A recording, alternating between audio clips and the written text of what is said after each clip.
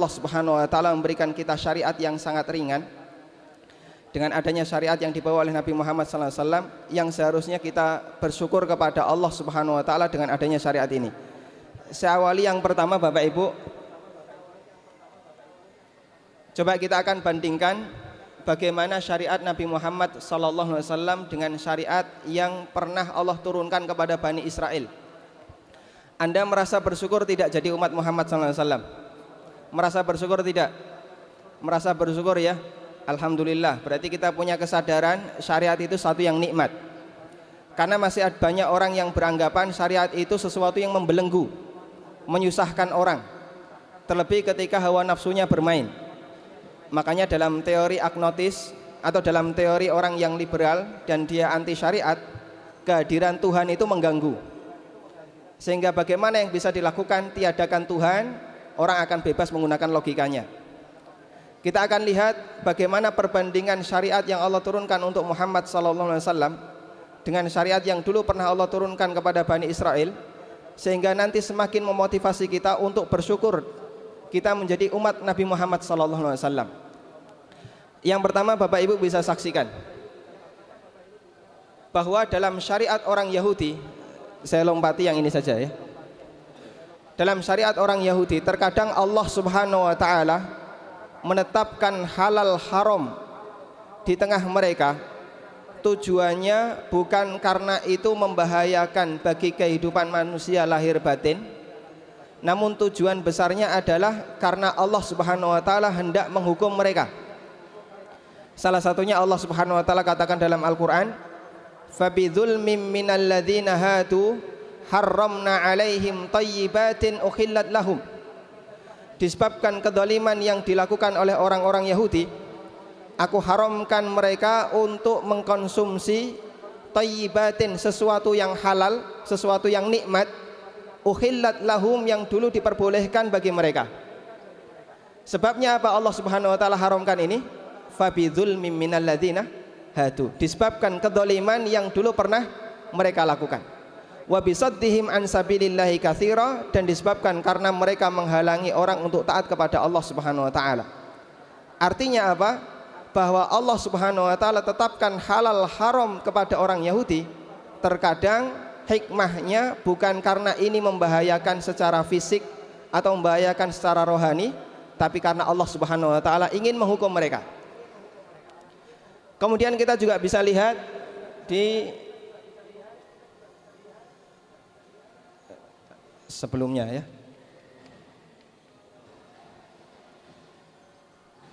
Di keterangan Allah Subhanahu wa taala di surat Al-An'am, ketika Allah Subhanahu wa taala memberikan rincian apa yang Allah haramkan untuk orang Yahudi, dan itu disebabkan karena tindakan kezaliman yang mereka lakukan.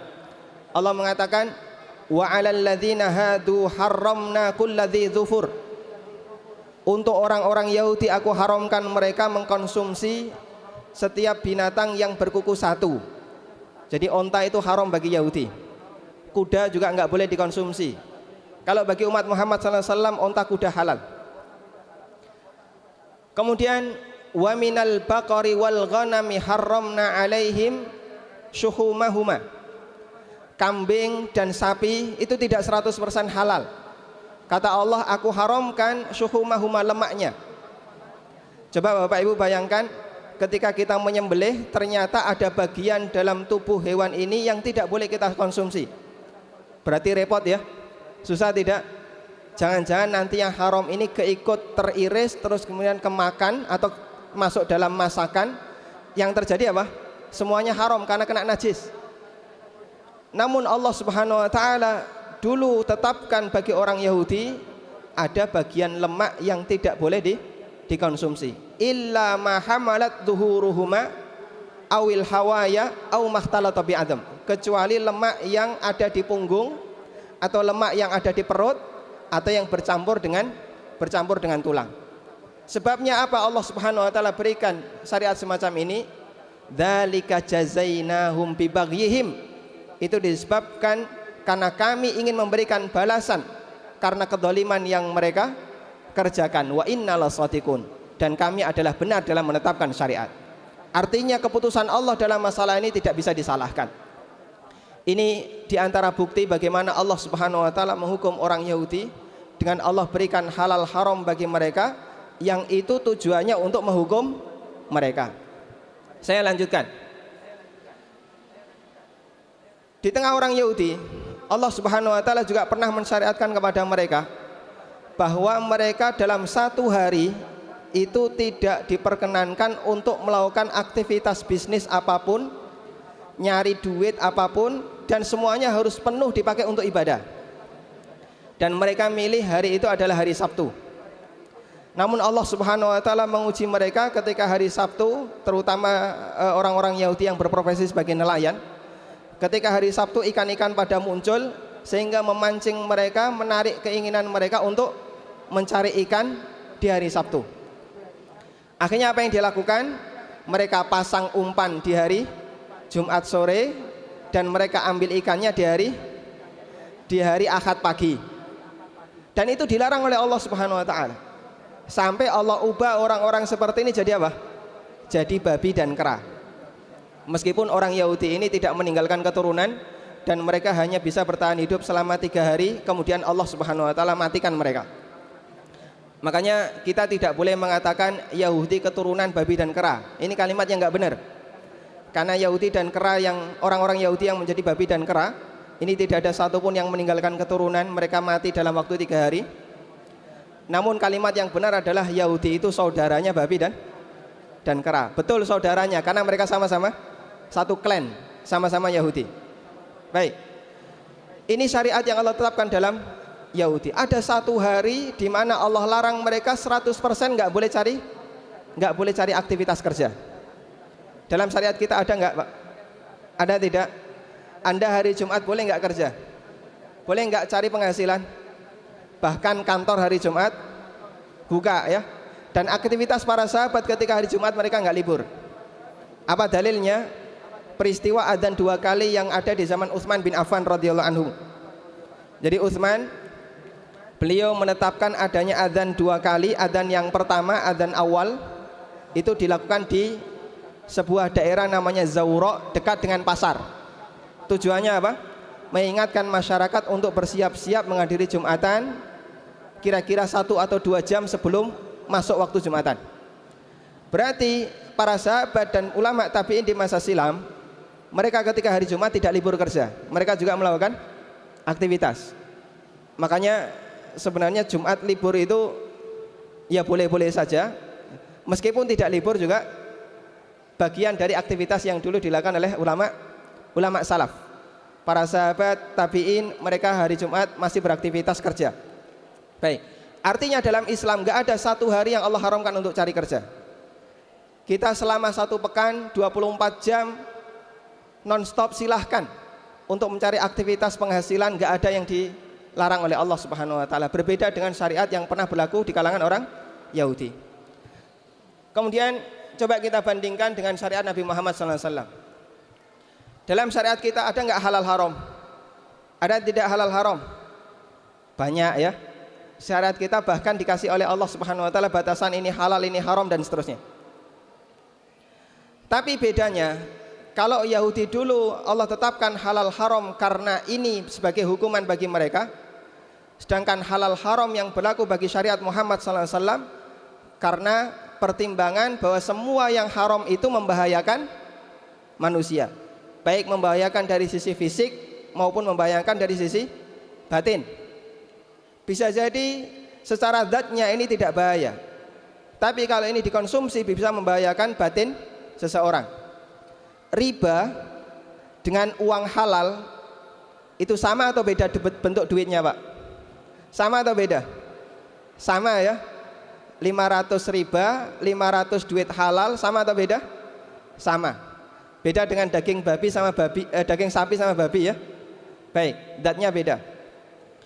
Tapi pengaruhnya begini, sekalipun bentuknya sama, ketika ada orang yang hidupnya makan uang riba, nanti bisa memberikan pengaruh yang buruk bagi batinnya, bisa memberikan pengaruh yang buruk bagi perbuatannya, bagi aktivitas perilakunya, memberikan pengaruh yang buruk bagi rohaninya, karena ini sesuatu yang haram dikonsumsi oleh manusia.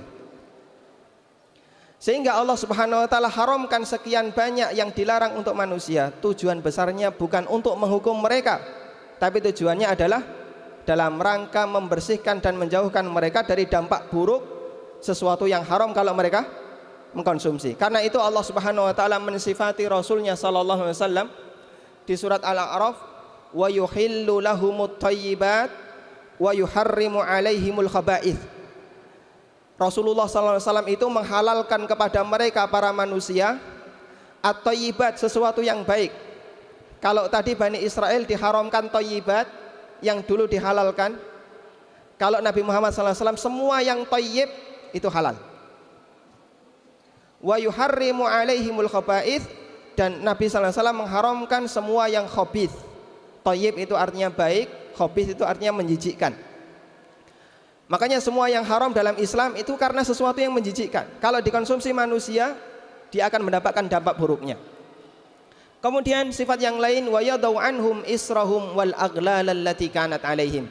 Dan Allah Subhanahu wa taala menghilangkan dari mereka beban berat serta belenggu yang dulu pernah Allah berikan kepada orang-orang Yahudi. Artinya Allah Subhanahu wa taala berikan syariat kita itu syariat yang ringan.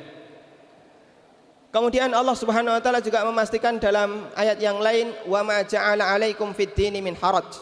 Allah Subhanahu wa taala tidak menjadikan untuk kalian adanya kesempitan dalam agama. Semuanya mudah, semuanya sangat gampang untuk untuk dipahami oleh manusia dan dipraktekkan oleh manusia. Enggak ada yang Allah Subhanahu wa taala berikan syariat dalam rangka memberikan kesulitan bagi manusia. Allah juga berfirman di ayat yang sering kita baca, la yukallifullahu nafsan illa wus'aha. Ini sifat-sifat syariat Muhammad sallallahu alaihi wasallam. Kemudian kita juga mengenal status Nabi Muhammad sallallahu alaihi wasallam yang Allah utus sebagai rahmat bagi seluruh alam. Wa ma arsalnaka illa rahmatan lil alamin. Tidaklah aku mengutusmu wahai Muhammad kecuali menjadi rahmat bagi seluruh alam. Saya punya pertanyaan, tapi ini mohon maaf tidak ada hadiahnya. Kalau mau hadiah ini Bu ya. Kira-kira yang menjadi rahmat bagi seluruh alam itu sosok Rasulullah SAW, jasad Nabi SAW, ataukah syariat beliau? Yang pertama atau yang kedua? Yang kedua atau yang pertama? Yang kedua. Kenapa yang kedua? Yang pertama tidak. Yang menjadi rahmat bagi seluruh alam itu sosok Nabi SAW, jasad beliau, pribadi beliau, ataukah syariat yang beliau sampaikan? Yang menjadi rahmat yang mana? Ya, dua-duanya. Ini bilang syariat, ini bilang dua-duanya. Ulama beda pendapat. Baik, kalau jawabannya yang menjadi rahmat bagi seluruh alam adalah figur Nabi SAW, sosok beliau, berarti ini terbatas. Yang bisa merasakan rahmat itu hanya mereka yang hidup sezaman dengan Nabi SAW, dan yang bahkan yang hanya bersama beliau. Karena fisik beliau, sosok beliau itu dibatasi waktu dan ruang.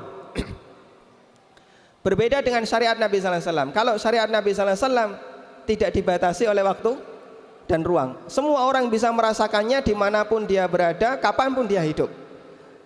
Selama dia hidup sejak zaman Nabi SAW diutus. Betul bahasanya dua-duanya rahmat bagi alam. Nabi SAW rahmat bagi alam secara figur beliau, dan yang lebih menjadi rahmat bagi seluruh alam adalah ajaran beliau, syariat beliau.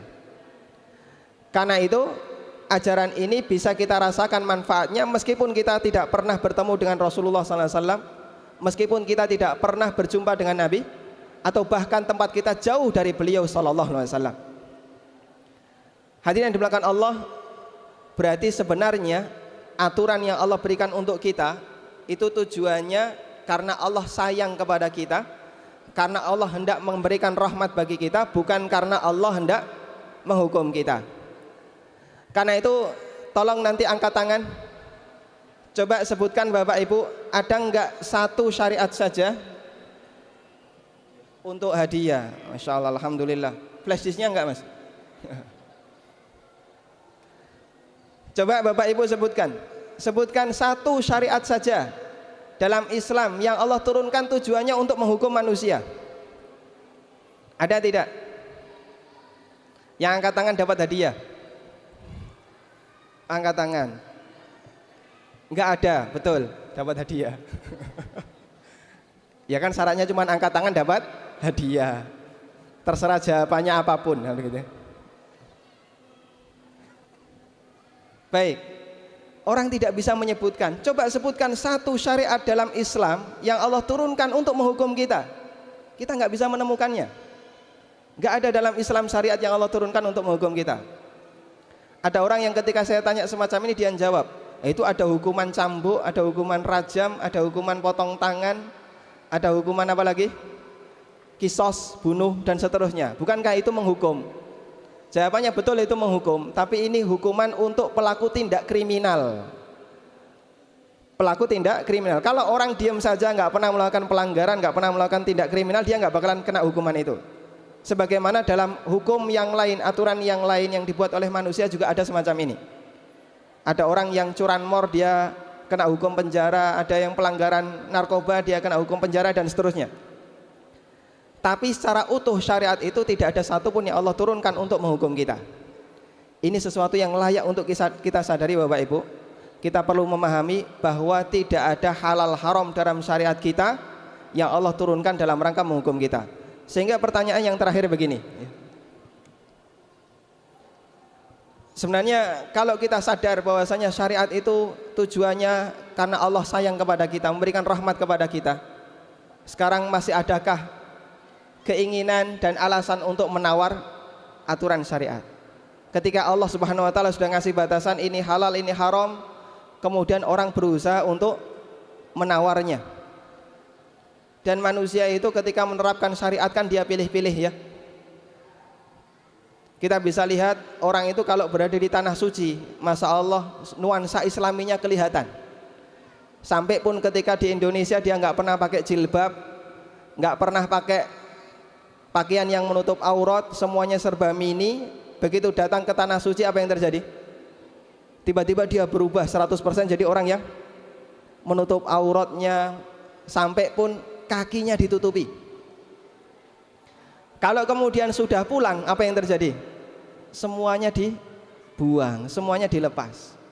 Ini contoh bagaimana orang menawar syariat. Dan kita bisa lihat Bapak juga demikian. Ketika di tanah suci nggak pernah sholat jamaah, begitu ketika di tanah air tidak pernah sholat jamaah, begitu di tanah suci rajin sholat jamaah. Kemudian ketika balik lagi, kambuh lagi penyakit lamanya. Ini contoh bagaimana orang berusaha untuk menawar syariat. Termasuk juga dalam masalah halal haram. Banyak orang yang dia dibisiki dengan kalimat-kalimat racun, tujuannya adalah untuk menghindari kritikan terhadap masalah yang haram. Kalau kemudian orang itu nggak mau pinjam bank, terus bagaimana dia bisa berkembang? Kalau orang tidak meninggalkan riba, kita mau hidup di mana? Semuanya serba bank. Kalau kemudian orang tidak boleh mencari yang haram, yang haram saja susah, apalagi yang halal. Ini kalimat-kalimat racun sebenarnya. Tujuannya apa? Membentengi diri biar masih mau biar bertahan dalam perbuatan yang haram, perbuatan yang dilanggar oleh yang melanggar syariat. Padahal kalau dia sadar sebenarnya syariat yang Allah turunkan ini untuk meringankan bebannya, untuk memberikan rahmat baginya, seharusnya dia tidak akan tega untuk menawar syariat Nabi Muhammad sallallahu alaihi wasallam.